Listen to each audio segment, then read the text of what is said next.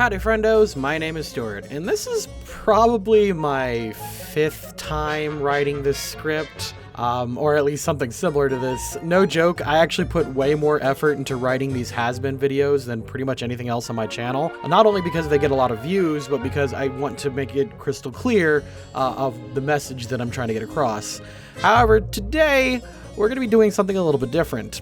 As of writing this script, it is 4 a.m. Eastern Standard Time on Tuesday morning, January 26th. I am supposed to get out a video once per week at 10 a.m.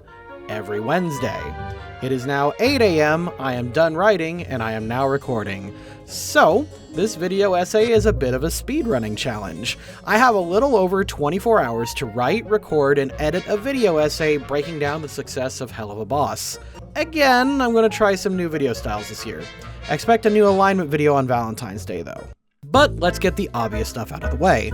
There's lots of little factors working in Helluvaboss's favor. The show has gorgeous animation that is frankly better than almost anything else being put out by big budget studios lately. The sound is good, the music is good, and the voice acting is phenomenal. Honestly, everything that a cartoon should be is pretty masterfully executed here. Each cartoon that VivziePop puts out keeps getting better and better, and frankly, I think by the time all of Season 1 of Helluvaboss is released, it will be labeled as one of the finest cartoons ever. Not just in terms of indie-produced shows either, and that's just in pure technical execution alone. While we're still on the subject of obvious stuff, the Vivzieverse, as many people are calling it, has a consistent but customizable world that fan artists and fanfic writers have just kinda taken off with.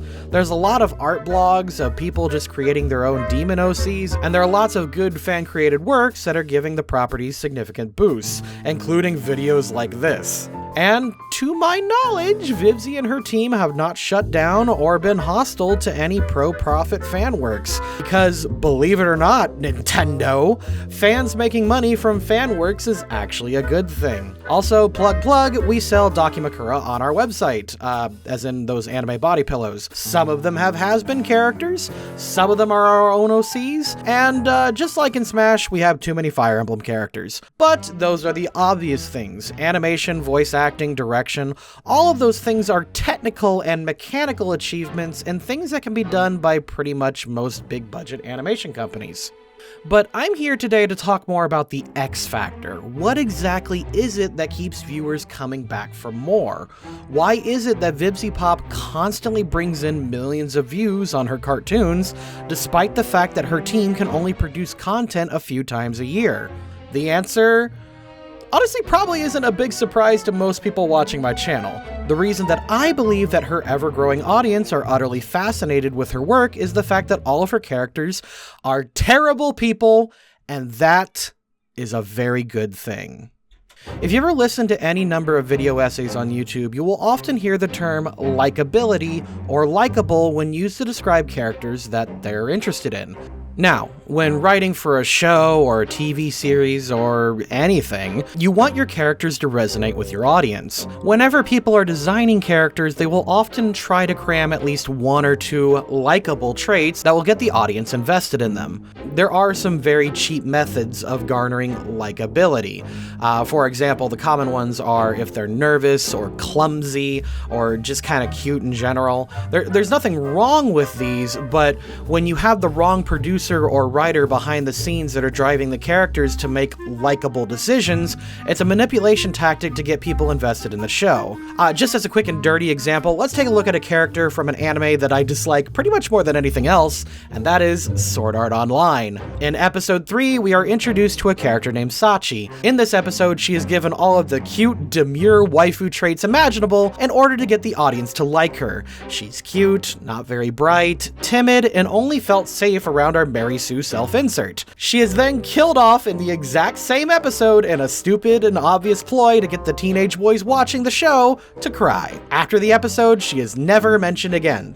And by the way, before anyone comments, yes, I know this episode was technically a filler and it was a side story, and I don't care. The abridged series did it better, and this is how it should have been done from the beginning. Sachi and other characters like her are plenty likable, but that is not what the term is meant to be used for. Likable should honestly be the last thing you should be thinking about when designing any sort of character, because that isn't what makes characters good or interesting. There's an image going around the internet that I'm going to show right here, supposedly created by Aaron I'm not sure how to pronounce that, but this man was the main writer for Avatar: The Last Airbender, a show that is, to this day, still considered to be one of the greatest cartoons ever made. He states that when writing great characters, you need to avoid these pitfalls: likability, relatability, sympathetic.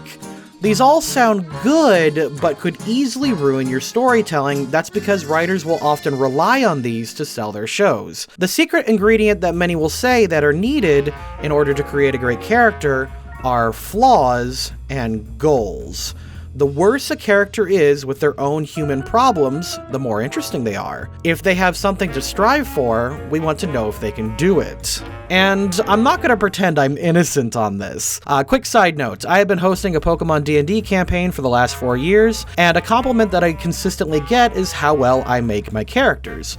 I make sure that when I create them, I quickly understand their goals, their shortcomings, and a quick overview of their backstory. Many times I can come up with these on the fly, and I am a good enough DM at this point that I can make a pretty compelling character with only a few interactions. However, when I was asked to create a character as a player for my friend Megami33's campaign, I ended up creating Pierre the Munchlax. Pierre is fine, but I created him with the intent of being a good player and a helpful character for the DM exclusively. Since I knew this was Megami's first time as a DM, I didn't want to create a confrontational character that would derail her story. As I played him, I made him so overly friendly and overly helpful and overly likable that even though he's good for a newcomer DM, he ended up being very, very boring and frustrating to write for because he's so likable. And I tell you this not to plug, but to explain that this is a very easy pitfall to get into and even more difficult to climb out of. When you're creating characters, avoid focusing on these traits. Instead, you should focus on creating a character that is multidimensional, fascinating, compelling, but believable. VivziePop has created a universe that focuses on people who are condemned to hell. Through either birth or damnation, all of these characters are trapped within a metaphysical space that rewards cunning deception, torture, and murder. These people within hell are either already terrible people or are incentivized with their setting to do bad things and are rewarded with whatever they're after, whether it be money, drugs, or sex. So already we have a complex setting that will test our characters on a level of morality that often isn't seen in cartoons. This isn't a show that could easily solve their problems by moving to a new location or changing a few social aspects. This is an ancient place of evil that rewards further evil. In hell, your gross human flaws are actually a positive trait, and your goals are often met doing morally reprehensible things. Helluvaboss is interesting because it is about a group of assassins that basically operate on a business of murder. They have their own cast of pretty great characters and are all multifaceted and interesting, but the character that I want to focus on most, and the reason I made this essay in the first place, is STOLAS. With STOLAS, I will break down how VivziePop is not only a brilliant writer, but someone who understands the complexities of what makes great characters.